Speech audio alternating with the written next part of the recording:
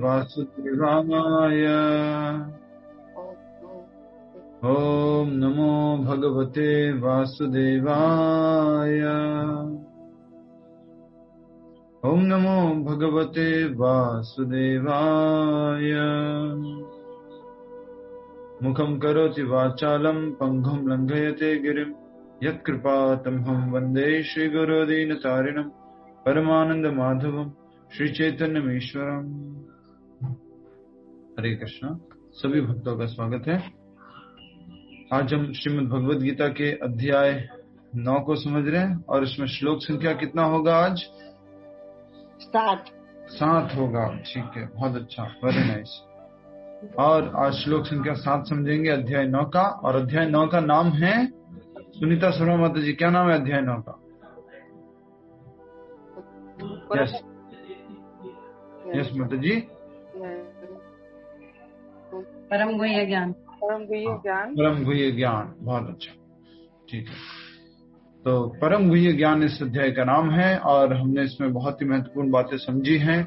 भगवान श्री कृष्ण अर्जुन को कहा था कि तुम मुझसे ईर्ष्या नहीं रखते हो, इसलिए मैं तुम्हें ये ज्ञान देता हूँ। और भगवान ने इस ज्ञान के बारे में घोषणा की कि ये ज्ञान जो है राज विद्या है, सारे विद्याओं का राजा है और राजगुह्य है, सभी गोपनीय ज्ञानों में सर्वोत्तम गोपनीय है और पवित्र है, सबसे उत्तम है, प्रत्यक्ष अनुभव किया जाता है, धर्म का स्थापना है, धर्म है ये ज्ञान। और साथ ही साथ खुशी पूर्वक इसको पालन किया जाता है और लास्ट में क्या है, कभी भी नाश नहीं होने वाला है। इस ज्ञान के बारे में हमने समझा था। उस प्रकार से भगवान बताते गए और फिर हम जो भगवान के योग ऐश्वर्य के बारे में समझना प्रारंभ किए। योगम ऐश्वर्यम, भगवान का जो योग ऐश्वर्य है उसको समझते गए। उसमें हमने पिछले कुछ श्लोकों से समझा था। कोई भक्त बता सकते हैं कि भगवान ने बोला था नचमस्थानी भूतानि और मतस्थानी सर्वभूतानि, क्या अर्थ है इन दोनों शब्दों का? मतस्थानी सर्वभूतानि, नचमस्थानी सर्वभूतानि। यस, मतस्थानी सर्वभूतानि और नचमस्थानी सर्वभूतानि। हरे कृष्णा। क्या मतलब है इसका? जो पिछले श्लोकों में था, श्लोक संख्या 4 और 5 में। यस, समस्त जीवों में मैं ही हूँ। समस्त जीवों में मैं हूँ, क्या मतलब? मत स्थानी सर्वभूतानि, इसका मतलब ये मस्त्यानि सर्वभूतानि में तो समस्त जीवों में मैं ही हूँ, किंतु मैं उनमें नहीं हूँ। और नचमस्तानी में तो वो साकार रूप में मतलब अपनी शक्ति के रूप में तो सर्वत्र फैले हुए हैं। थोड़ा सा गलत हो गया, कौन सही करेंगे? प्रभु जी मैं बताऊं? आपको जब लिखवाया था ना, मैंने उसके ऊपर लिखवाया था। यस अमिता मत। जैसे आकाश में वायु सदैव स्थित रहती है, उसी प्रकार कृष्ण भगवान हमारे सभी प्राणियों के जीव में स्थित रहते हैं। ये क्या बताया आपने? सर्वाणि भूतानि आकाश स्थितो नित्यम वायु। ये तो हम तो बोल ही नहीं रहे ना माता जी। नचमस्थानी सर्वभूतानि और मतस्थानी सर्वभूतानि, ये बात कर रहे हैं। कौन बताएंगे? तभी तो मुझे लगेगा थोड़ा आप समझ रहे। और मैंने इस पे वो भी करवाया था, मार्क भी करवाया था, उसमें लिखिएगा ऐसा करके। बताइए। प्रभु जी मैं सृष्टि का पालन करता हूँ, लेकिन इस सृष्टि का अंश नहीं हूँ। ये क्या मतलब है? किसका मतलब है? ये नचमस्थानी भूतानि। अच्छा। और प्रभु जी दूसरा आपने क्या पूछा प्रभु जी? मतस्थानी सर्वभूतानि। सर्वभूतानि मतलब ये सभी जीवों के बीच में हृदय में स्थित हूँ। अच्छा, आपकी किताब कहाँ पर है? हाँ जी, सामने है प्रभु जी। ठीक, उत्तर गलत दे रहे हैं आप दोनों उत्तर। ठीक है, मनु प्रभाकर जी जल्दी से बता दीजिए आप। हरे कृष्ण प्रभु जी। मतस्थानी सर्वभूतानि का मतलब है समस्त जीव मुझ में हैं, लेकिन न च मतस्थानी भूतानि में बता रखा है कि मेरे द्वारा उत्पन्न की गई वस्तुओं में मैं नहीं रहता हूँ। अरे ठीक है, बिल्कुल सही बताया, उत्तर सही है आपका। और सरल भाषा में बोल देंगे, भगवान पिछले श्लोक में बोलते सारे जीव मुझ में स्थित हैं। श्लोक संख्या 4 में बोला मतस्थानी सर्वभूतानि, सारे जीव मुझ में स्थित हैं। और अगले श्लोक में बोल रहे हैं नचमस्थानी भूतानि, और सारे जीव मुझ में स्थित नहीं है। तो क्या अर्थ है इसका? सारे जीव मुझ में स्थित है मतलब मेरे निराकार स्वरूप में सारे जीव स्थित हैं, और लेकिन मेरा जो साकार स्वरूप है उसमें ये सब हम लोग स्थित नहीं है। क्या लिखा है? तथापि मेरे द्वारा उत्पन्न सारी वस्तुएं मुझ में स्थित नहीं रहती, मेरे साकार रूप में स्थित नहीं है। किसके ऊपर स्थित है? ये सारी निराकार रूप में स्थित है। ठीक है, मैं लिखवाया था आपको, मार्क भी करवाया था कि इस वाले श्लोक में साकार रूप लिखना है, इस वाले श्लोक में निराकार रूप लिखना है। ठीक है, आगे बढ़ते हैं। कोई बात नहीं, आप सब लोग वैसे ही पास हो जाते इस भगवत गीता के कार्यक्रम में, अध्ययन में, तो इसमें किसी भी प्रकार की चिंता है नहीं। ठीक है, श्लोक संख्या 7 दोहराइए कुसुम सरोवर माता जी। सर्वभूतानि कौन्तेय,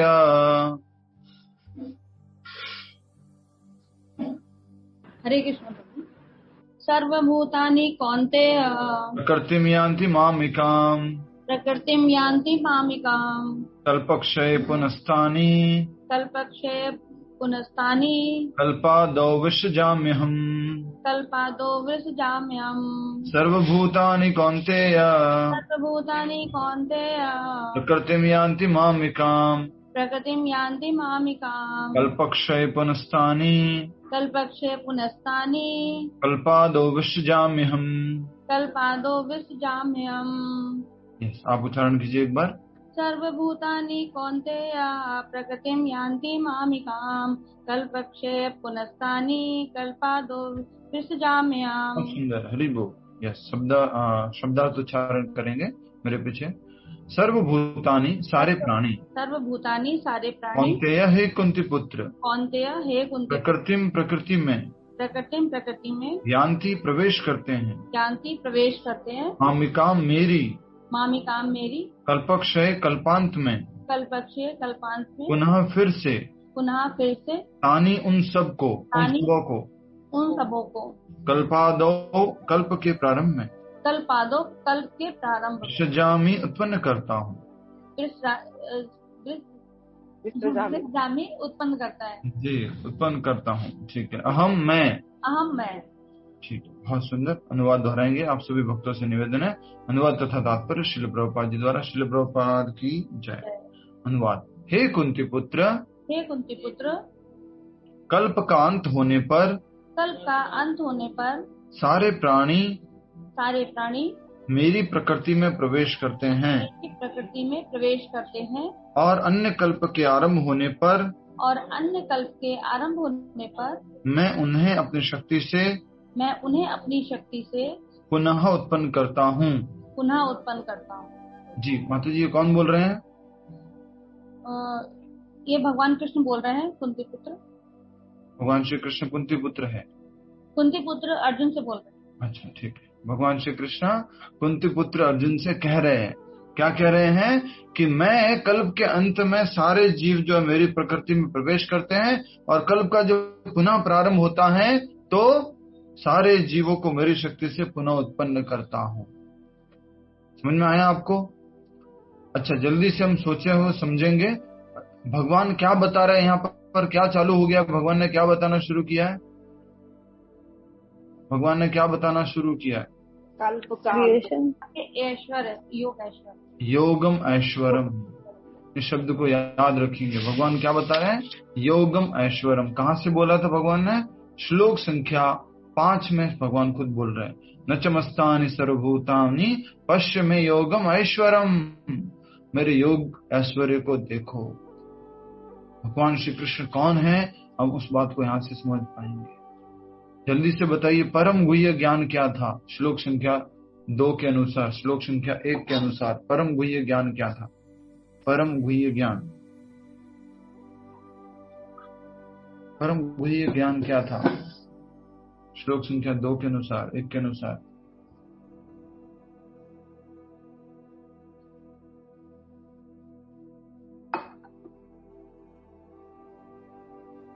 एक 103 भक्तों की क्लास है, उसमें से अभी तक मुझे उत्तर नहीं आया।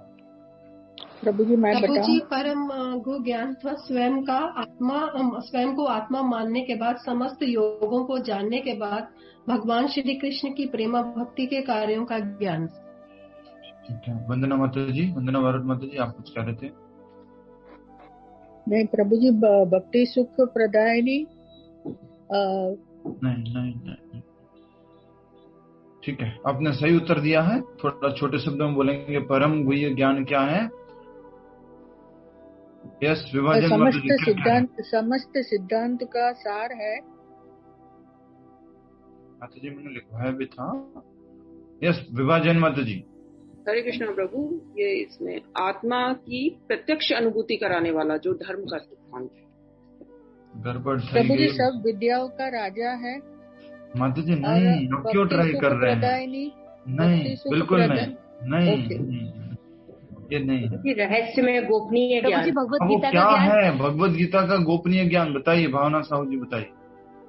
जो भी एक्टिविटीज, आत्मा के जो कर्म जो हमको भगवान के साथ जोड़ते हैं, प्रेमा भक्ति सिखाते हैं, सेवा करना कृष्ण के साथ प्रेमा भक्ति में जो कर्म है वो परम गुह्य ज्ञान है।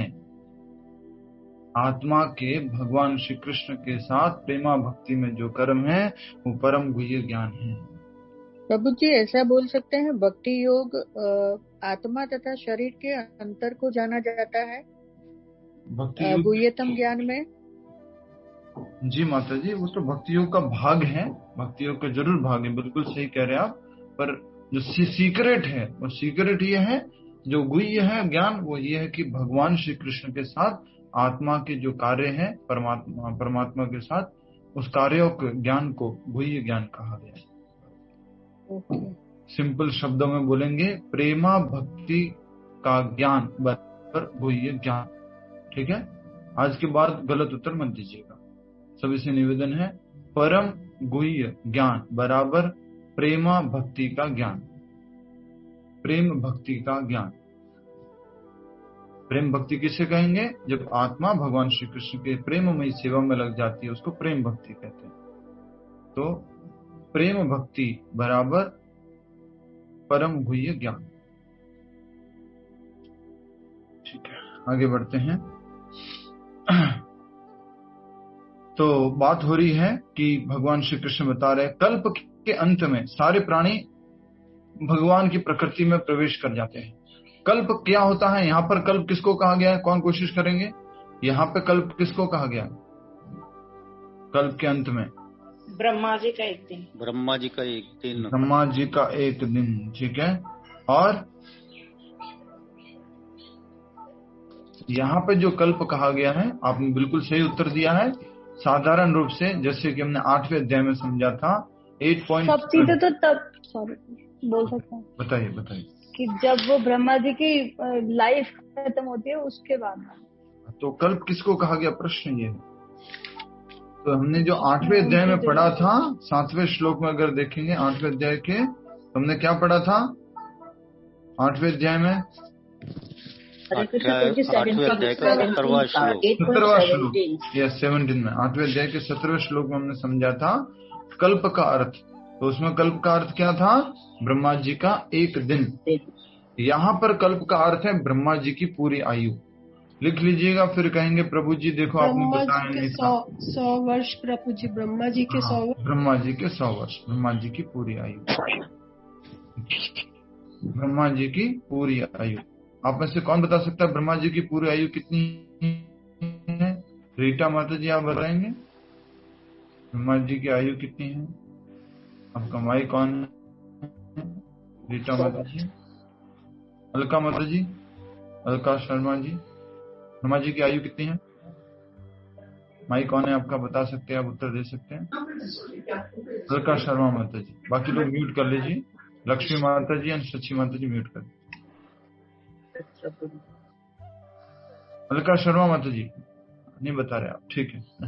बताओ, थोड़ा भाग लो, इंटरेक्ट करो, समझ में आएगा। नहीं तो भूल जाएंगे।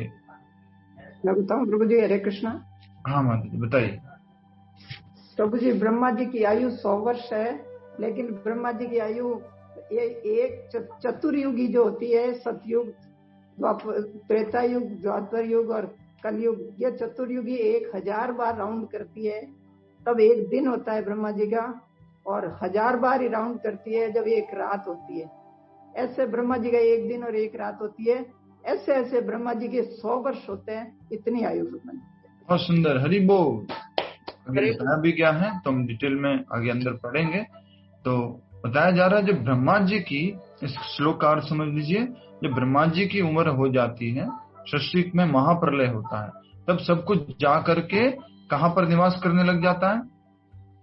यस, कोशिश कीजिए। भगवान कह रहे हैं कि मेरी प्रकृति में प्रवेश करते, तो कहां पर प्रवेश करते हैं सभी जीव? आध्यात्मिक प्रकृति, गर्भोदक्षाय। बिल्कुल गलत उत्तर दिया है। तो ब्रह्मा जी की आयु खत्म हो जाएगी तो ब्रह्मांडी नाश हो जाएगा ना। महाप्रलय किसको कहते हैं? जिसमें सारे ब्रह्मांड सब कुछ नष्ट हो जाता है। तो यस, कहां पर जाके निवास करेंगे सभी जीव? गोलोक वृंदावन। भगवान श्री कृष्ण धराया है नहीं, भक्ति की नहीं, ऐसे गोलोक वृंदावन चले जाओ। भगवान श्री कृष्ण में प्रभु जी। कैसे कृष्ण? महाविष्णु। महाविष्णु। जयलक्ष्मी माता जी ने भी सही उत्तर दिया था, बिल्कुल सही उत्तर है महाविष्णु। संडे क्या छुट्टी पड़ जाती है तो ऐसा लगता है कि सालों तो कहीं भूल घूम के आ गए, वैसा सब कुछ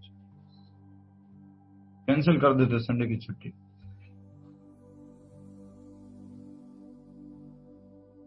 हरे कृष्णा। अटेंशन है आप सभी का? हाथ खड़ा कीजिए। इधर ही आप कि कहीं गए हुए? इधर ही है। अच्छा ठीक, धन्यवाद। तो बता रहे हैं कि कल्प के अंत में सारे जीव भगवान की प्रकृति में प्रवेश करते हैं, अर्थात महाविष्णु में प्रवेश करते हैं। कितने विष्णु हैं? सुनीता जैन माता जी, क्या नाम है आपका? सुनीता जैन ही है? यस, आईफोन वाले माता जी जो अभी तक नाम नहीं बदले हैं अपना। क्लास में ज्वाइन करने से पहले ना ऑप्शन आता है रीनेम, तो डाल सकते हैं आप। जी माता जी। सुनीता जैन माता जी, कितने विष्णु हैं? सबका मालिक एक। कितने विष्णु हैं बताओ बताओ। यस, सुनीता कौल माता जी, सबका मालिक एक। 3 है प्रभु। हरे कृष्णा प्रभु। माता जी कितने विष्णु हैं? 3 विष्णु।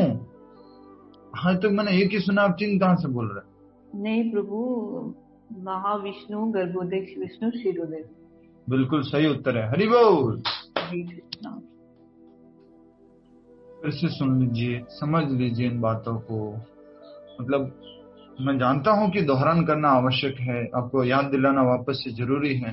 थोड़ा आप भी कोशिश कीजिए, ये मेरा आपसे निवेदन है। इन चीजों में थोड़ा सा इंटरेस्ट लेंगे तो अच्छा लगेगा। भौतिक जगत का जब भी निर्माण होता है, जितने भी ब्रह्मांड बनते हैं वो महाविष्णु से बनते हैं। महाविष्णु के रोम छिद्र जो है, यहाँ से जो है कहते हैं ब्रह्मांड बाहर निकलते हैं सारे। ब्रह्मांड क्या होते हैं? जिसके अंतर्गत 14 प्लैनेटरी सिस्टम होता है। जो एक ब्रह्मांड है अंडे का आकार का होता है, उसके अंदर जो है 14 लोकों का सिस्टम होता है पूरा। एक लोक ने उस दिन वीडियो दिखाया था, आज समय रहा तो शायद वापस वो पूरा वीडियो देख लेना, पूरा वीडियो देखना आज, ठीक है। तो अब हम आगे समझते हैं कि अब महाविष्णु ब्रह्मांड के अंदर प्रवेश करते हैं तो कौन सा रूप धारण करते हैं? गर्भोदक्षाय विष्णु। और वहां पर जो सागर है उसका नाम क्या है? गर्भोदक सागर। ये सब हमने कहाँ बात पढ़ी थी? कौन से अध्याय में पढ़ी थी? जो रेगुलर उत्तर देते हो मत दीजिएगा। ये सब बातें हमने कहाँ पढ़ी थी? कौन बताएगा? ये सब ने हमने ब्रह्म संहिता में, भागवतम में कहाँ पर पढ़ा था? दिनेश गहलोत जी बताना चाह रहे। यस, हरे कृष्णा प्रभु जी, भागवत गीता में ही पढ़ी थी हम लोग। भागवत गीता में मतलब कहाँ पर? छठे अध्याय में। छठे अध्याय में प्रभु जी, एग्जैक्ट तो पता नहीं, 6 या 7 तो रहेगा, कुछ तो रहेगा ना। 14, 15, 17, 18 अध्याय, बस कुछ तो रहेगा उसमें। 7वें अध्याय में ही है। जी, कोई बता सकता है कहाँ पर पढ़ा था हमने? 7.4 में 7.4 में पढ़ा था। बिल्कुल सही उत्तर है, हरि बोल। 7वें अध्याय के 4थे श्लोक में हमने ये सारा कुछ पढ़ना शुरू किया था, भगवान विष्णु के 3 रूपों के बारे में। आप में से अगर कोई क्लास में नहीं थे, मतलब कह सकते हो उत्तर नहीं मालूम है तो बोल सकते हैं उस दिन मैं क्लास में नहीं था इसलिए मुझे मालूम नहीं, क्योंकि मैं बाकी सारी क्लासेस में रहता हूँ, मुझे सब कुछ याद रहता है। 7.4 उसमें अच्छे से पढ़ लीजिए। 7वें अध्याय के 4थे श्लोक में लिखा हुआ पूरा तात्पर्य के अंदर तीनों विष्णुओं के बारे में पता। त्रीणी विष्णुस्तु त्रीणी रूपाणी पुरुषाख्यानो विदुहु।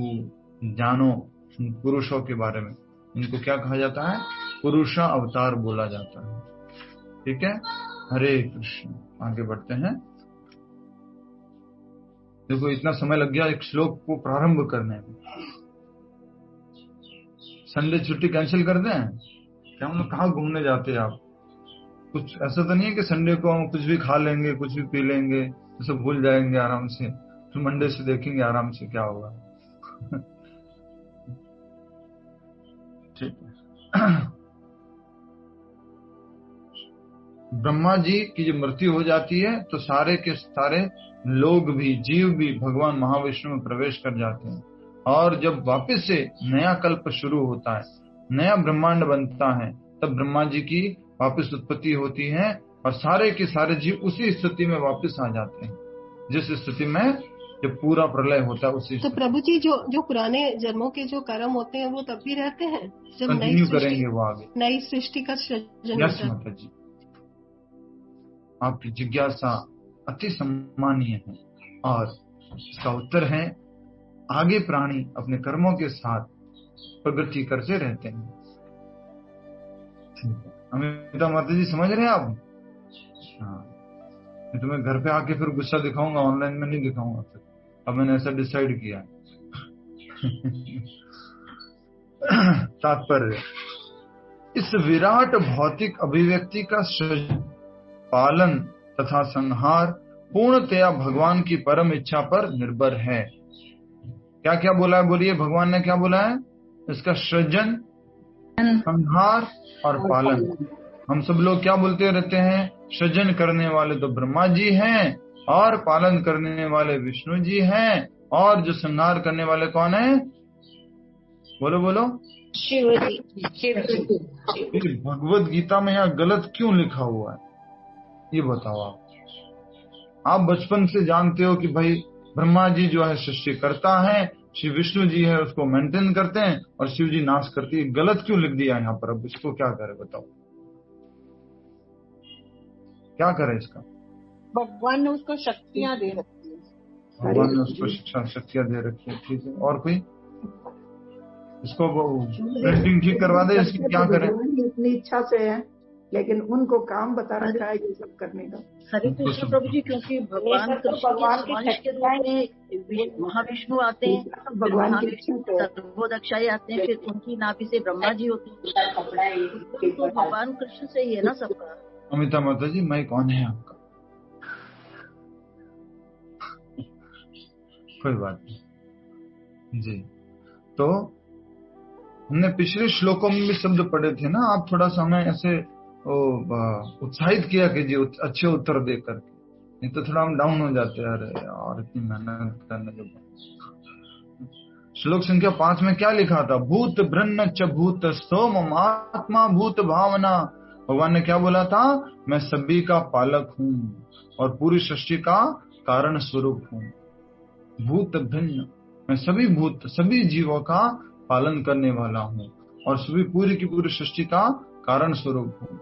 तो कहने का अर्थ है, अभी हम आज वीडियो देखेंगे, जहां पर आप समझ में नहीं आए तो मुझे पूछिएगा, बताइएगा, मैं बताऊंगा फिर से। तो कहने का अर्थ है प्रारंभिक सृष्टिकर्ता भगवान कृष्ण महाविष्णु के रूप में है। ठीक है, प्रारंभिक सृष्टिकर्ता बना कौन रहा है ब्रह्मांडों को? ब्रह्मांडों को ब्रह्मा जी बना रहे क्या?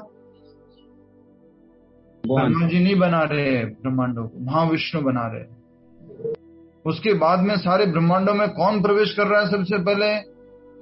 स्वयं महाविष्णु गर्भोदक्षाय विष्णु के रूप में प्रवेश करते हैं और गर्भोदक्षाय विष्णु के रूप में फिर क्या बनाते हैं, सारे प्लानिटरी सिस्टम वगैरह सारा इंफ्रास्ट्रक्चर तैयार करते हैं पूरा। उसके बाद उसके साथ में ही ब्रह्मा जी की, उससे पहले ब्रह्मा जी की उत्पत्ति होती है। ब्रह्मा जी को भी जन्म देने वाले गर्भोदक्षाय विष्णु हैं। तो इस प्रकार से ये गर्भोदक्षाय विष्णु क्या बन जाते हैं, पालन करने वाले भी बन जाते हैं। और जब आंशिक प्रलय होता है तो सब कुछ नष्ट होकर के वापस गर्भोदक्षाय विष्णु में जाता है। महाप्रलय होता है तो सब कुछ नष्ट होकर के महाविष्णु में जाता है वो शक्ति, सारे जीव। आइए अब हम फिर से जो तात्पर्य पढ़ रहे हैं उसको पढ़ लेते हैं। 42 हो गया, इतना समझते समझते, क्या बात, हरि बोल। इस विराट भौतिक अभिव्यक्ति का सृजन, पालन तथा संहार पूर्णतया भगवान की परम इच्छा पर निर्भर है। बाकी आपने जो भी उत्तर दिए सही है। ब्रह्मा जी पालन कर रहे हैं, वो भगवान की एक शक्ति के रूप में कार्य कर रहे हैं, या ब्रह्मा जी कुछ क्रिएट कर रहे हैं। ब्रह्मा जी क्या क्रिएट करते हैं, आपके पास डेफिनेट उत्तर होना चाहिए।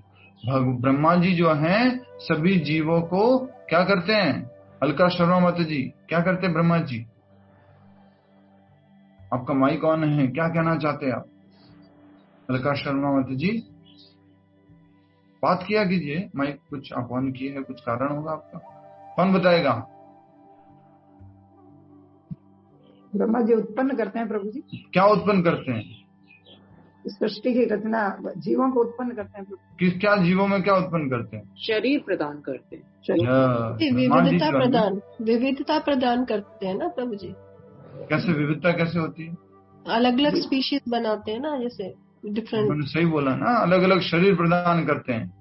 तो शरीर प्रदान करने का कार्य कौन करता है? ब्रह्मा जी कार्य करते हैं।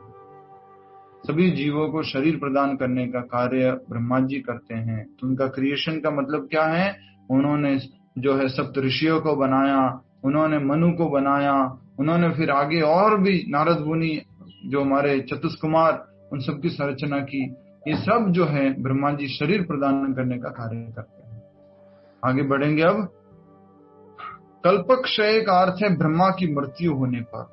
डायरेक्टली यहाँ लिखा हुआ है कल्पक्षय। अगर आप थोड़ा बहुत पढ़ के आए होते हैं तो आपको मालूम होता कि यहाँ पर कल्प का अर्थ क्या है, ब्रह्मा जी की मृत्यु।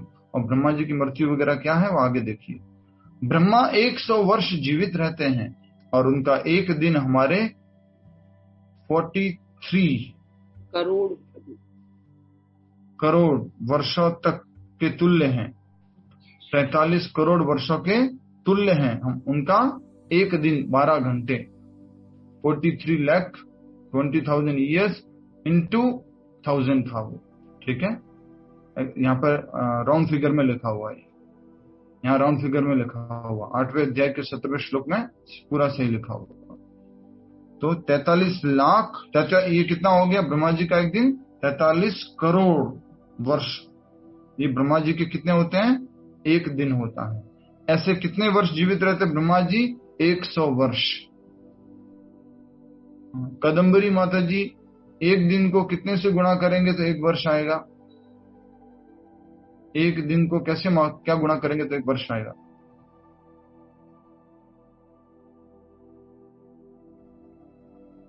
Yes miss Kadambari. हाँ हाँ, हरे कृष्णा जी। माता जी बताइए ना। 10 से प्रभु 10 से गुणा करेंगे तो क्या आएगा? 100 से गुणा करेंगे तो क्या आएगा?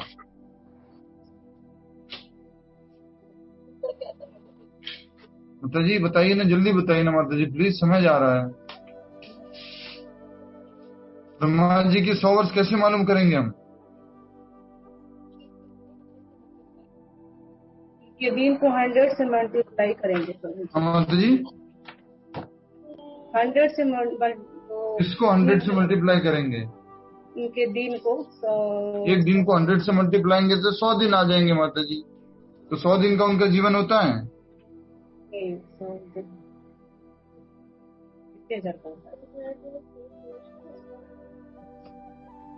कोई बात नहीं, ठीक है। प्रमोद कुमार गुप्ता जी।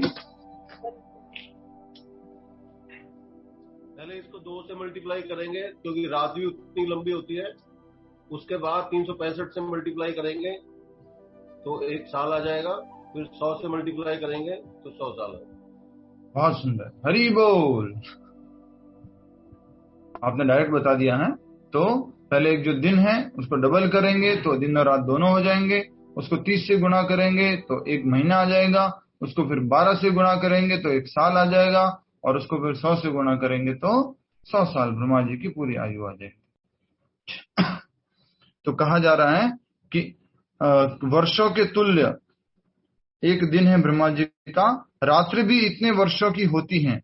ब्रह्मा के 1 महीने में ऐसे 30 दिन तथा 30 रातें होती हैं, और उनके 1 वर्ष में ऐसे 12 महीने होते हैं। लिखा हुआ पूरा का पूरा कैलकुलेशन। अमिता माता जी घर आऊंगा तो पूछूंगा, हाँ याद रखना ये सब महीने होते हैं। ऐसे 100 वर्षों के बाद जब ब्रह्मा की मृत्यु होती है तो प्रलय हो जाता है। इसका अर्थ है कि भगवान द्वारा प्रकट शक्ति पुनः सिमट कर उन्हीं में चली जाती है। भगवान ने जो सृष्टि प्रकट की थी, जो शक्ति प्रकट की थी, वो शक्ति सिमट करके वापस भगवान में ही प्रवेश कर जाती है। अब क्या कहा जा रहा है आगे देखिए। पुनः जब विराट जगत को प्रकट करने की आवश्यकता होती है तो उनकी इच्छा से सृष्टि उत्पन्न होती है। सृष्टि कैसे उत्पन्न होती है? सृष्टि कैसे उत्पन्न होती है? भगवान की इच्छा पे, विष्णु की इच्छा से। डरते क्यों आप सब लोग? ना थोड़ा लिखा हुआ है, पढ़ रहे हो, सुन रहे हो, इतना तो उत्तर दे दो ना। भगवान की इच्छा से ही आगे दोबारा से ये सृष्टि का निर्माण होता है। भगवान की इच्छा से। क्या भगवान को एक मशीन लेके जाना पड़ता है और उसमें जाकर के खूब सारा कुछ ईंधन डालना पड़ता है, तब जाके फिर सृष्टि का निर्माण के लिए कुछ उसको भगवान को मेहनत करनी पड़ती है बहुत ज्यादा? भगवान क्या करते हैं? मात्र इच्छा करते हैं और अपनी आंखों से दृष्टिपात करते हैं भौतिक जगत में महत्त्व को, और दृष्टिपात करने से सारे ब्रह्मांड बनते हैं। ठीक है, ये जो है बता रहे हैं जब विराट जगत को प्रकट करने की आवश्यकता होती है तो उनकी इच्छा से सृष्टि उत्पन्न होती है। एको हम बहुश्याम, यद्यपि मैं अकेला हूं किंतु मैं अनेकों हो जाऊंगा। इस शब्द का अर्थ याद रखेंगे। भगवान क्या करें? एको अहम बहुश्याम, मैं हूं तो एक, लेकिन क्या हो जाता हूं? बहु हो जाता हूं। बहु का मतलब क्या होता है? अच्छा, कौन बताएंगे? बहु का मतलब क्या होता है? रुक जाओ, कौन बताएंगे? बहु ज्यादा बहु घर में आती है वो नहीं है क्या? बहुत सारे। अच्छा, बहुत सारे, ज्यादा प्रभु। ओके, मैंने समझा कि यहाँ पर भगवान कह रहे कि एको हम बहुश्याम, पहले मैं एक था फिर बहु बन जाता हूँ। बहु से मतलब है यहाँ पर बहुत सारे, अनेक। ठीक है, किंतु मैं अनेक हो जाऊंगा, यह वैदिक सुक्ति है, छांदोग्य उपनिषद में कहा गया है। वे इस भौतिक शक्ति में अपना विस्तार करते हैं और सारी विराट अभिव्यक्ति पुनः घटित हो जाती है। इस प्रकार से दोबारा से पूरा का पूरा भौतिक जगत का निर्माण होता है। अभी आप मैं सबसे पूछ लूं कुछ प्रश्न कि आप पूछेंगे? आज के इस श्लोक को कुछ समझने में किसी को दिक्कत हुई है तो पूछ लो। ये प्रलय और पुनः स्थापित होने में कितना गैप होता है?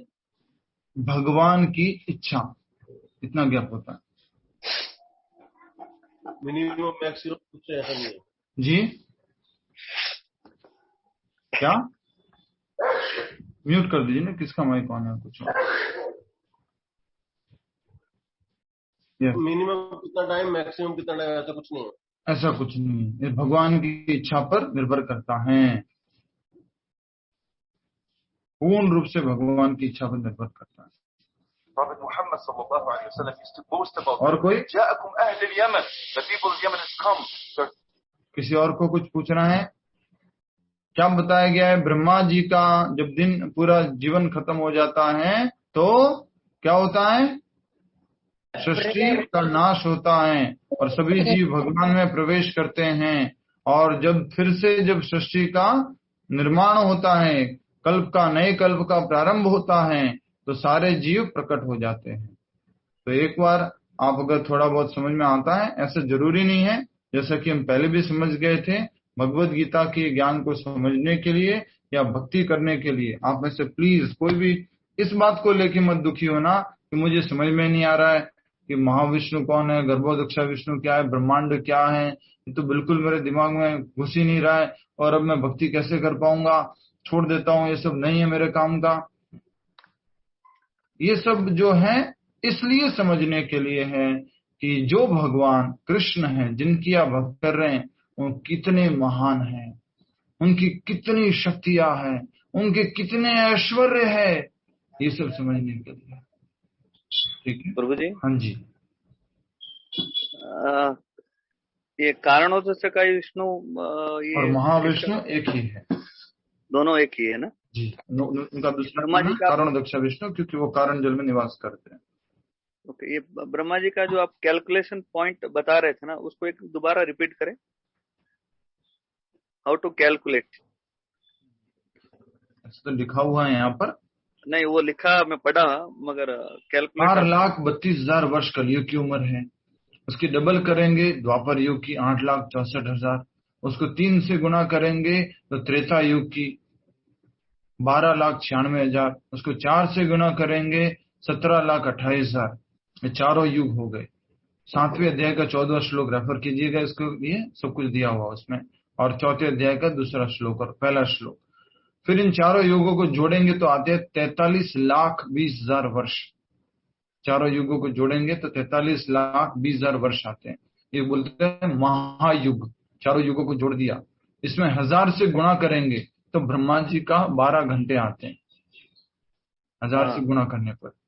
ठीक है, फिर उसको 30 से गुणा डबल करेंगे, पहले डबल करेंगे तो 24 घंटे ब्रह्मा जी के हो जाएंगे, और उसके बाद 30 से गुणा करेंगे तो ब्रह्मा जी का 1 महीना, फिर 12 से गुणा करेंगे तो ब्रह्मा जी का 1 साल, फिर 100 से गुणा करेंगे तो ब्रह्मा जी का पूरा जीवन। ठीक है, और आपको मालूम है ब्रह्मा जी क्या बोलते हैं मालूम है?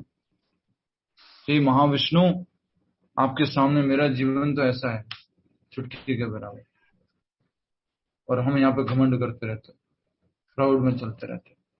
सच। थैंक यू प्रभु।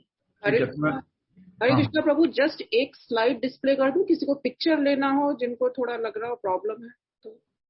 एक स्लाइड डिस्प्ले कर रहे हैं, आप देख लीजिए, स्क्रीनशॉट लेना हो, नहीं तो मैं शेयर कर दूंगा ग्रुप में। मैं वीडियो प्ले कर रहा हूँ, आप लोग देख लीजिएगा इसके बाद। माता जी यस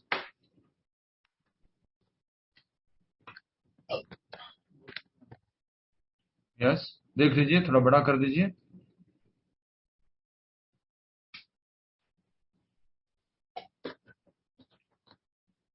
ये सब का कैलकुलेशन आता है, और 16 माला नहीं आता तो गड़बड़ है। 16 माला आना जरूरी है, ये बाद में जरूरी है। देख लिया आप सबने ब्रह्मा की काल गणना। हमारी काल गणना कितनी है? ज्यादा से ज्यादा। हमारी काल गणना कितनी है? 12 घंटे दिन, 12 घंटे रात, इसमें इंटू 30 इंटू 12 और इंटू 100 हो गया पूरा। वो भी पता नहीं है, अगले क्षण क्या होते हैं क्या पता। ठीक है, अच्छा वीडियो देख लीजिए आप एक बार फिर से और समझिए महाविष्णु कहाँ पर है